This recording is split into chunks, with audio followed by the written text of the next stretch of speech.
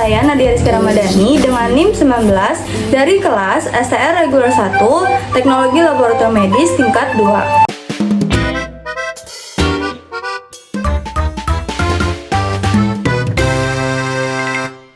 Assalamualaikum warahmatullahi wabarakatuh. Waalaikumsalam warahmatullahi wabarakatuh. Selamat malam Bapak Ibu semuanya. Apa kabar hari ini? Alhamdulillah sehat. Alhamdulillah. Perkenalkan, nama saya Nadia Rizky Ramadhani. Saya mahasiswa Poltekkes Kemenkes Tanjung Karang dari jurusan Teknologi Laboratorium Medis. Terima kasih Bapak Ibu semuanya yang sudah hadir pada malam hari ini. Saya mau ngobrol sedikit tentang satu penyakit yang sering kita dengar tapi sering kita sepelekan. Ada yang tahu nggak sih penyakitnya itu apa? Ya ada tahu. Jadi hari ini saya mau penyuluhan tentang penyakit asam urat. Siapa yang di sini suka makan enak? Coba tunjuk tangannya. Saya suka makan enak. Misalnya seafood. Siapa yang suka makan seafood? Saya banget itu. Jeroan. Mbak pasti suka makan jeroan kan? Ya di samping saya Bu.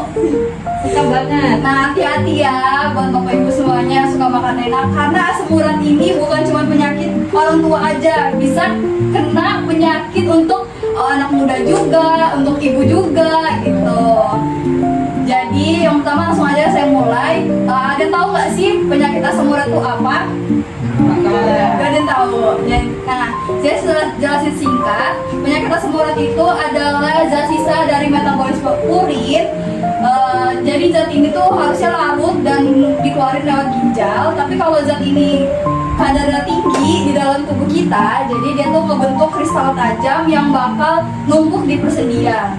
Nah, jadi kalau misalnya udah numpuk nih di sendi-sendi Bapak Ibu semuanya, itu bakal Bapak Ibu semuanya ngalamin gejala kayak bengkak. Siapa yang suka ngalamin bengkak di jempol? Saya. Sakit di jempol. Nah, hati-hati ya Bapak Ibu semuanya. Ada yang tahu nggak sih apa gejalanya? Gejala-gejala asam urat itu apa aja? Ada yang tahu nggak? Nggak tahu Bu. Jadi gejala utamanya penyakit asam urat itu bisa dia nyeri di jempol kaki, terus kerasa bengkak sama juga kerasa panas. Relate nggak sih sama Bapak Ibu semua yang kena asam urat? Relate. Iya. Nah, jadi itu bisa juga faktor pemicunya tuh karena kurang minum air putih. Yang kedua, beratnya berlebihan. Nah, Bapak Ibu semuanya kalau yang udah ngerasa berat badannya udah terlalu berlebihan, segera olahraga ya Bapak Ibu. Jangan hanya didiemin aja. Olahraga Pak. Pak olahraga. Yang ketiga, konsumsi makanan tinggi purin. Tinggi purin itu yang kayak tadi jeroan, daging merah, sama seafood. Nah, itu harus dikurangin. Boleh Bapak Ibu semuanya makan, tapi tidak boleh berlebihan, karena sesuatu yang berlebihan itu tidak baik. Yang ketiga, itu suka minum alkohol atau enggak minuman manis. Ya, jadi Bapak Ibu, nenek-nenek semuanya dikurangi minum tehnya yang berlebihan gula. Terus sudah itu, ada yang tahu nggak sih gimana cara mencegah penyakit asam urat itu? Nggak tahu ya.